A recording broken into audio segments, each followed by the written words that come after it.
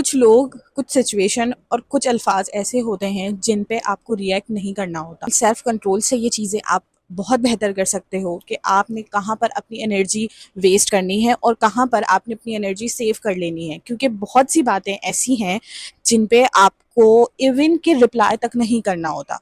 और बहुत से लोग ऐसे हैं जो आपकी ज़िंदगी में सिर्फ इसलिए आते हैं कि आप ये रियलाइज़ कर सको कि यू आर वर्थ इट। आपने उन चीज़ों पे, उन बातों पे रिएक्ट नहीं करना और उन बातों का जवाब नहीं देना जो आपकी माइंड को, जो आपकी सेल्फ रिस्पेक्ट को डैमेज करें। सिंपली आपने इग्नोर करना है। किसी आंटी ने ये बोल दिया कि तुम बहुत काली हो, इग्नोर करें। किसी आंटी ने ये बोल दिया कि आप बहुत मोटी हो, इग्नोर करें, क्योंकि उनका कुछ नहीं जाना। आपने ये सोच सोच कर आपने अपनी मेंटेलिटी को ख़राब कर लेनी है, आपने अपनी मेंटल हेल्थ को ख़राब कर लेनी है। जितना आपको खुद को देख के फ़र्क नहीं पड़ रहा होगा ना, उतना आपको कोई दूसरा शख्स जब पॉइंट आउट करके कहता है ना, तो आपको उसका ज़्यादा फ़र्क पड़ता है। और यही चीज़ आपके लिए बहुत मैटर करती है। बातें बहुत ज़्यादा सुनने लग जाते हो ना, तो लोग आपको डिग्रेड करने का कोई मौका नहीं जाने देते हैं, ट्रस्ट मी।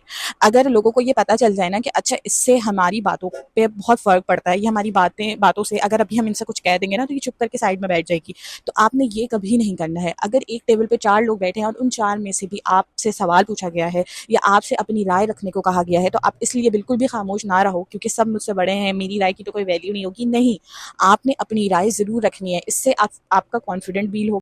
पता है, कुछ लोग आपसे सिर्फ इसीलिए उलझते हैं ताकि आप उनसे बातें करके आपको वो डिग्रेड कर सकें, आपको वो 4 बातें सुना सकें, क्योंकि उन्हें पता होता है कि हम अभी इसे एक बात बोलेंगे ना तो ये हमें वापस से रिएक्ट ज़रूर करेगी।